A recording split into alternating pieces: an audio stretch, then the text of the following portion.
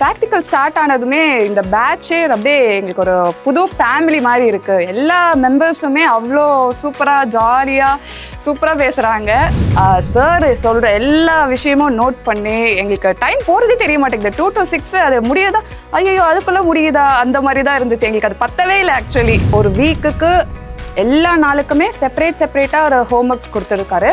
அதெல்லாம் பர்ஃபெக்டாக பண்ணதுனால தான் அந்த வீக் எண்டிங்ல எங்களுக்கு அந்த ரெக்கார்டிங் பண்றதுக்கு ரொம்ப ஈஸியா இருந்துச்சு. நாங்க நினைச்ச இதெல்லாம் எங்களுக்கு கிடைக்குமா, எங்க இருந்தாலும் பரவாயில்ல, எங்களோட வாய்ஸ் சாம்பிள் இருந்துட்டு போட்டுமே அவங்களுக்கு அப்படி நினைச்சுதான் நாங்க அனுப்புனோம்.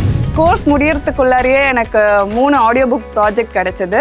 அது கடவுளோட பிளெஸிங்காக நான் எடுத்துக்கிறேன். அதுக்கு எல்லாத்துக்குமே பெரிய தேங்க்ஸ் சுதர்ஷன் சாருக்கும் சவுண்ட் பார்ட்டி ஸ்டுடியோஸ் டீமுக்கும் தான் நான் ரொம்ப தேங்க் பண்ணுறேன். Hi, I'm Vivetha. நான் தாம்பரத்துலேருந்து வரேன். நான் இன்ஸ்டாவில் ரொம்ப நாளாகவே sound party studios page follow பண்ணிகிட்ருக்கேன். அதில் போடுற வீடியோஸ், இன்டர்வியூஸ் அதெல்லாம் பார்த்து ரொம்பவே இன்ஸ்பயர் ஆகி தான் வந்திருக்கேன். சின்ன வயசு பேஷனை தூண்டி விடுற மாதிரி டர்ன் யோர் பேஷன் இன்ட்டு ப்ரொஃபஷன்னு சொல்லியிருக்கிறாங்க. அதை கேட்ட உடனேவே எனக்கு ரொம்ப ஆர்வமாக இருந்துச்சு இந்த வேர்ல்ட் ஆஃப் டப்பிங் மாஸ்டர் கிளாஸில் சேர்கிறதுக்கு. ஸோ நான் காண்டாக்ட் பண்ணேன், கோர்ஸ் டீட்டெயில்ஸ் பற்றி விசாரித்தேன். சொன்ன உடனேவே நான் ஜாயின் பண்ணிட்டேன். அண்ட் கோர்ஸ் ஸ்டார்டிங்லேருந்து எண்டிங் வரைக்குமே ரொம்ப ஜாலியாக போச்சு. ஃபர்ஸ்ட் 4 கிளாஸஸ் தியரி கிளாஸ் நடக்கும்போது அவ்வளோவா யாரும் பேசிக்கலை, பட் ரொம்ப ரேராக தான் பேசிட்டோம். ஆனால் ப்ராக்டிக்கல் ஸ்டார்ட் ஆனதுமே இந்த பேட்சே அப்படியே எங்களுக்கு ஒரு புது ஃபேமிலி மாதிரி இருக்குது. எல்லா மெம்பர்ஸுமே அவ்வளோ சூப்பராக ஜாலியாக சூப்பராக பேசுகிறாங்க. ஸோ அதனால தான் கிளாஸ் வர்றதுமே ரொம்ப ஜாலியாகவும் இருக்குது, கிளாஸஸும் இன்ட்ரெஸ்டிங்காக போகுது.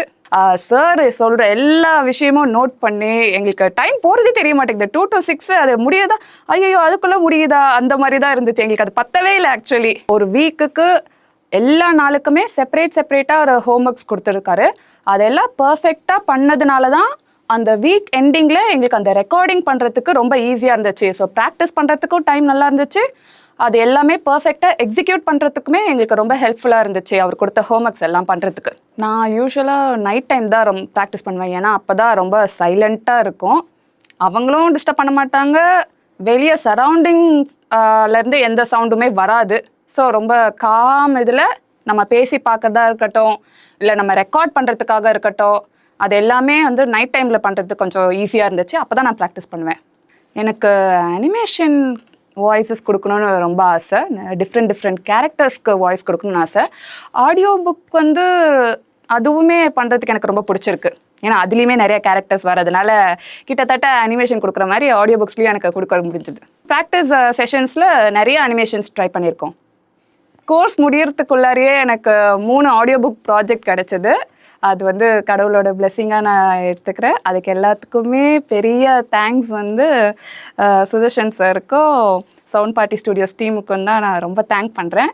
சவுண்ட் பார்ட்டி ஸ்டுடியோ வாட்ஸ்அப் குரூப்பில் அந்த போஸ்ட் போட்டாங்க. நான் அதை பார்த்துட்டு சரின்னு அப்ளை பண்ணேன். சார் சொல்லியிருக்கிறாரு எப்படிலாம் பண்ணணும், எப்படிலாம் பேசணும்னு. ஸோ அதை பார்த்துட்டு நான் அப்ளை பண்ணேன். வாய்ஸ் சாம்பிள் அனுப்புனேன், இமெயில் அனுப்பிச்சேன்.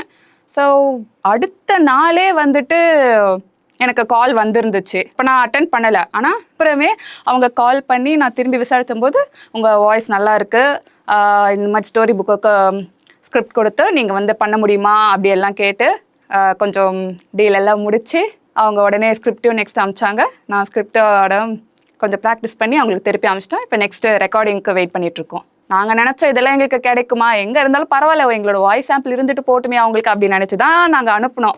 ஆனால் நெக்ஸ்ட் டேவே அவங்க செலக்ட் பண்ணுவாங்கன்னு நான் எதிர்பார்க்கவே இல்லை. ஸோ ஒரு சிற்பி எப்படி ஒரு கல்லை செதுக்கி அழகான சிலையை உருவாக்குறாரோ, அது மாதிரி சுதர்ஷன் சார் எங்கள் எல்லாரையுமே ஒரு ப்ரொஃபஷ்னல் வாய்ஸ் ஆர்டிஸ்டாக செதுக்கி வச்சிருக்கிறாரு.